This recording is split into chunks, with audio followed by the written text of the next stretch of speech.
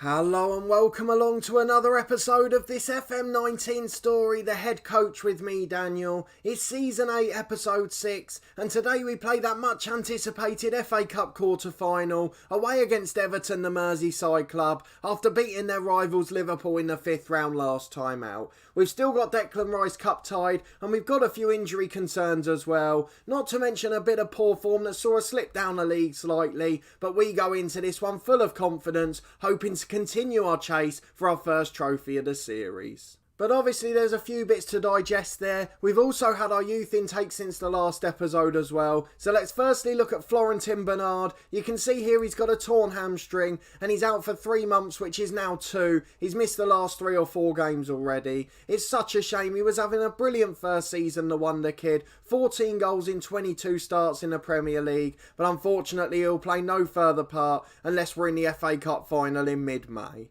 So fingers crossed he doesn't lose too many of his attribute points and he can recover swiftly and get back to his form very quickly. But let's have a look at the results since the last episode. That's obviously the most important thing. We mentioned about getting a result in our next 3 games after that Liverpool Cup tie, and we very nearly didn't after trying to throw away the 3rd of 3 after 2 defeats. So you're with me for that 2-1 win at Liverpool. It was absolutely brilliant. A slightly rotated Liverpool side, but we're not going to take anything away from our lads. But back-to-back home defeats followed. 7th place West Ham with an early goal to seal it. That's the game in which Bernard got his injury and Jamal Lewis picked up a knock in that one too. Manchester City at home, the champions in waiting. We made them work hard for it. Alzani put us ahead in the first half and Zambrano and Calderaro in the second half for them, getting late goals to make sure that we didn't get anything out of it. And then away to Stoke, it looked like normal service was resumed. We were 2-0 up at half-time thanks to Mason Greenwood, but Emile Smith-Rowe, the current Arsenal youngster, and Tyrese John-Jules made sure that they were back on level terms by the hour mark, and in the end we were just happy to hold on.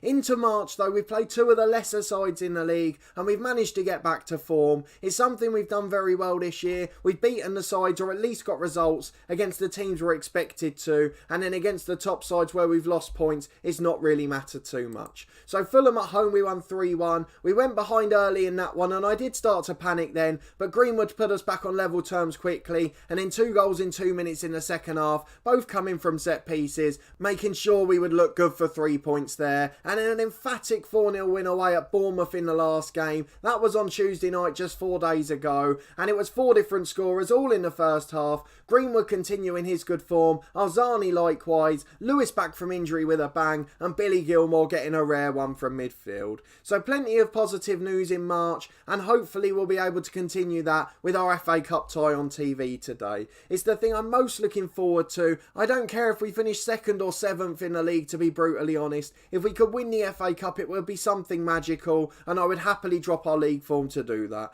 But to get to that stage, we've got to get to the semis and final, and Everton's a relatively big obstacle to overcome, considering they've got a world-class striker in the Brazilian Mauricio. We showed you him briefly at the end of the last episode, so if you want to see his profile in more detail, then go back and check that one out if you haven't already. But the last thing we've got to mention off camera is our youth intake. There was one really special talent that came through. You can already see him there, young 15-year-old central defender, Dave Casey is his name, 1-star ability, 4.5 potential, not quite developed physically yet, which we hope will come along in the next year or 2 as he grows up and grows into his body. He's already 6'3", and as a result it might take him a little bit longer to develop, but most importantly for a centre-half, he's got good work rate and natural fitness, a good personality, and he's got the key attributes which are heading and tackling. He's got a good positional sense too, so there's plenty of positives for him. He's got the base of a really good player, and we hope that long term he'll be able to become a star for the club. Obviously it's highly unlikely we'll see that in the future. I can't imagine us spending 10 years at a club in a journeyman save, so by the time he gets to 20 or 21, I highly doubt we'll be at Newcastle. But nevertheless, a brilliant moment for the club, and another one after Chapman last year, who can make a positive contribution to the team long term in the future, whether I'm here or not. But all of the things we've seen mean that we're in a relatively decent position as a club overall. Let's just fly through all of the main screens. Our finances are okay. I know we've gone down to minus 20 million, but we always get that big injection of cash at the start of the year, so it's looked fairly similar every season. And in fact, this year we haven't gone as low as previous years, where we've got all the way down to 28. So if we look at March last year, we were actually on minus 22 and then minus 26. So hopefully we'll be in a much better position come the summer. And if we can get into the Europa League, our director of football will obviously have a much bigger budget to play with there. If we go to our dynamic screen, everything is excellent at the moment. I've never seen a higher dressing room atmosphere anywhere. The managerial support is second to none, and the team cohesion's very good as well. In terms of myself, the big news is I've got a new 2-year deal, £90,000 a week, a 40 grand a week wage rise from last time out, and we've also got a slightly improved reputation now. We went and asked for a coaching course as we hadn't done one for a while, but unfortunately Newcastle won't fund it at the moment due to the position they're in financially. But despite that slight hiccup, there's so many positives, and I'm absolutely delighted with how this club's going. You saw we dropped down to 4th in the league with those few defeats, but it looks like we're still going to be in the top 7. There's a huge gap back to Watford, so as long as there's not a surprise winner of the FA Cup, we should be alright for Europe next year. I just want to check the Carabao Cup. I'm pretty sure someone else won it already. It is Chelsea who won it, who are second in the league. If Derby had won it, we would have had a problem, but thankfully that's not the case. So we won't lose our European place that way. We've just got to make sure that we win the FA Cup or that one of the top 6 does. But enough about off the field matters, let's get into the FA Cup quarter-final. A slightly depleted squad missing 2 big players in Rice and Bernard, but we've still got the adequate tools to do a job against Everton. You can see big boys Tottenham got through with a comfortable win against Huddersfield. Was there one on Friday night? There wasn't. So the rest of the ties are tomorrow. Stoke v City and Leeds v West Ham. Everton are slight favourites despite their woeful form. It must just be 2 even sides and the home advantage coming into play, as based on league form you'd probably pick us. But let's not worry about the bookmakers. We want to focus on matters on the pitch. If we look at our lineup for today, the 18 picks itself as we don't have anyone else there. It was just about picking the 11 from those players. So we've gone as strong as possible with David Raya in goal, Matiju at right back, Lewis at left back, Konza and Lascelles in the middle, Douglas Luiz in that Segundo Volante role. He seems to be an FA Cup specialist, so hopefully he'll do the same today. Billy Gilmore in the middle as the playmaker, the inform Arzani and Iwobi on the wings, and then Oliveira in behind Mason Greenwood, the 2 best free agent signings in the world. Well done our director of football. Let's hope they can produce the magic again today. Let's get into it and see if we can book our place in the semi-final. Rather unusually, it's a 4-4-2 for Everton. Ryan Sessegnon and Lucas Digne, that looks like a really strong left-hand side. And then their left centre-forward is the world-class Mauricio. They've got Harry Wilson, which is a bit controversial, as he's a youth player at Liverpool in real life. Emerson Hyman's in the middle. He's at Bournemouth. He used to be at Rangers as well. Has had various loan spells out. Eric Bailly at centre-half. So many big names. And this is going to be a real tough test for us today. The assistant manager wants us to tell him to prove a point. That's exactly what we're going to do, and almost all of them are motivated and the board are happy with what we're doing. We're not going to cause any rifts in the media. They're trying to catch us out pre-match. Here's Jamal Lewis on the left hand side. From the kickoff, can we create a chance immediately? He just ran through the whole team, but Harry Wilson made a sliding challenge in the end. It's up to Mauricio and we're going to have a chance at both ends already. Whoa, sharp on the volley, smashes the woodwork. What an absolute brilliant effort that was. It was Sharp the other forward. Mauricio found him. A brilliant technique on the volley and it rattled the woodwork, but thankfully for us it remains 0-0, though Sharp's going in again now. Lascelles does brilliantly to recover there, and then what on earth has happened? David Raya clears it onto the back of Lascelles and into the back of the net, and what a day for that to happen. We've not seen anything like that in this series so far, and it turns up today. On or off camera we've not seen that. Absolute calamity, and it's in the first minute of an FA Cup quarter final. I'm absolutely devastated, and this is going to be a long road to recovery. Matiju on the right finds Oliveira. Back to Gilmore on the edge. What a save by Moreira in the Everton goal. So many highlights already in 3 minutes, and Everton have scored without having a shot on target. Bailly gets the ball out to Lo Celso. He's coming forward down the left. We're really struggling to cope with them on the break already, but thankfully we won the challenge this time, and it's out for a throw on the Everton left. We've got the ball back in the middle with Douglas Luiz. He finds Gilmour. I don't know what it is about these Newcastle games. They all seem to be so entertaining as Arzani puts a shot wide from the edge, and it's a goal kick for the home side.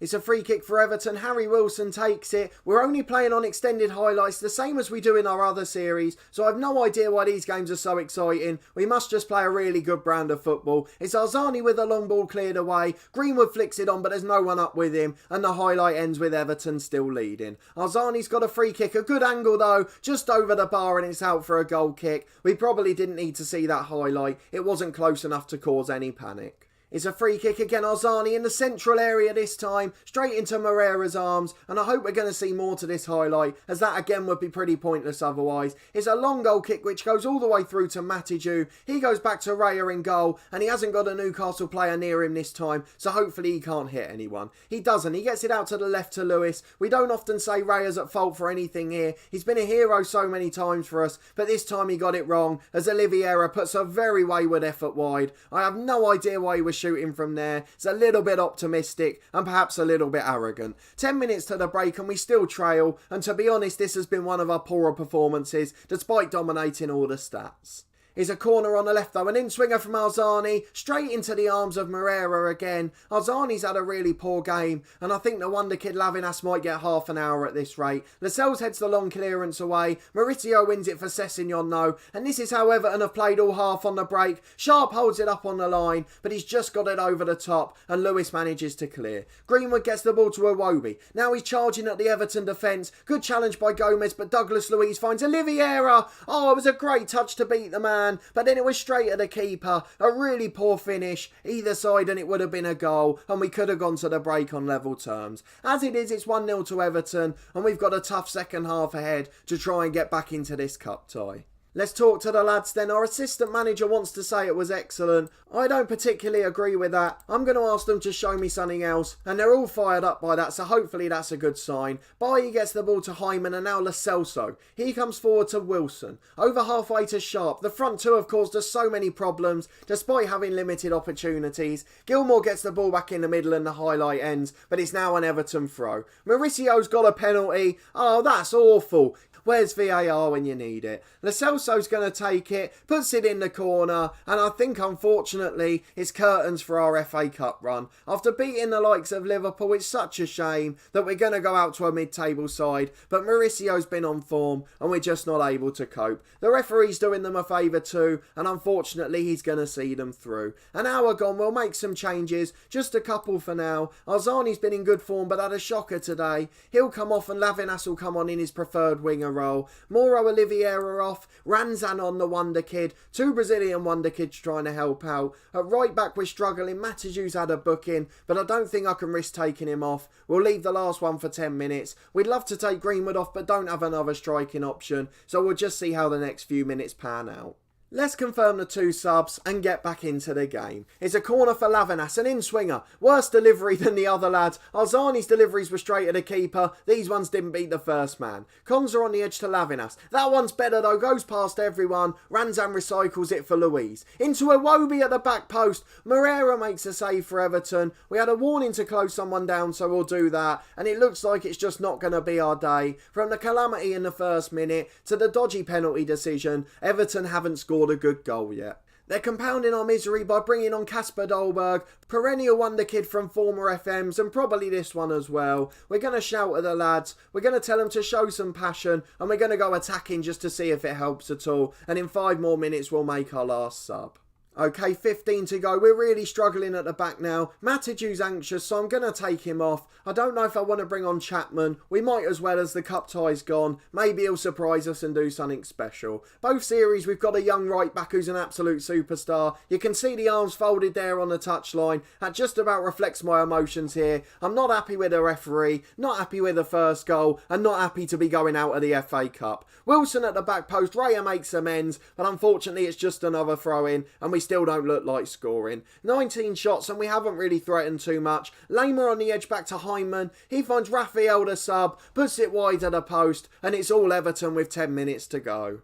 Just 30 seconds left. Iwobi's coming forward, but even if we get one, it's not enough. Gilmore back to Louise. Gilmore again in the middle finds Louise, but we just can't find a route through. The ball over the top's overhit, and we are out of the FA Cup. What a really disappointing performance and result. We weren't too bad. We matched Everton across the game, but unfortunately we gave away a really poor early own goal, and then we gave away a dodgy penalty, which they put away effectively. Fingers crossed we can wrap up a European place in the league then. We might need top 6 now, as we can't control the FA Cup winners. We told the lads they did well, as Antia told us to. They're not happy, which is a good sign. They obviously want to be competing for the big honours, but they didn't do enough on the big day here, and unfortunately we missed our wonder kid striker, who might have taken 1 or 2 of those chances. Let's go and see what the media said about the game. So confirmation we're out. We were impotent in front of goal. That's probably a perfect explanation. We were even across the board, but Everton took their chances, and we even took one of them for them. We're defeated in the quarter-final. We're not going to reach the final like we did last year. We'll deal with the press conference off camera in a minute, but I'm really disappointed by that. I genuinely thought we had a chance to win our first trophy of the series.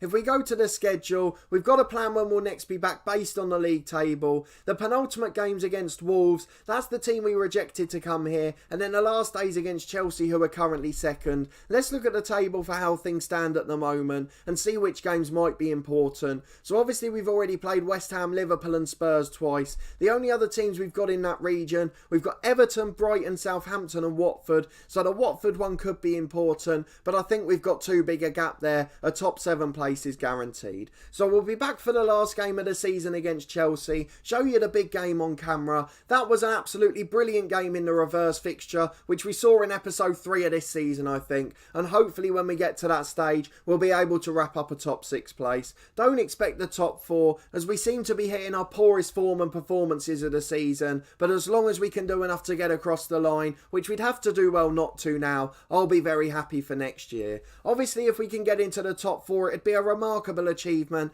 and more importantly, some of the world's superpowers would probably look up and pay attention and maybe give us an opportunity to manage an absolutely super club. I absolutely love Newcastle, and they are a big club in England, but obviously in game they haven't got the reputation. They've been struggling in mid-table for years until we arrived, so if we can get them back into Europe, I think the fans would be happy when we left and give us their blessing, although they'd obviously be disappointed at us leaving. But before any of that, we've got to do the job. So if you did enjoy this episode, please put a thumbs up on the video. Let me know down in the comments what you thought of that performance. Have you ever seen a goal like that first one? It was absolutely remarkable, and what a time for it to come up. Do you think we can finish in the top 4? And if we do you think we'll be able to get a really big move to one of the big boys of world football, like a Bayern, a Real Madrid or Barcelona, maybe a Juventus in Italy, someone like that? Or am I thinking a bit big too soon? I'd certainly have no problems with managing Newcastle another year. If we got into Europe and gave our director of football more money to spend, I'm sure he'd do a cracking job with it. Subscribe to the channel for daily FM19 content from my 2 long-term stories,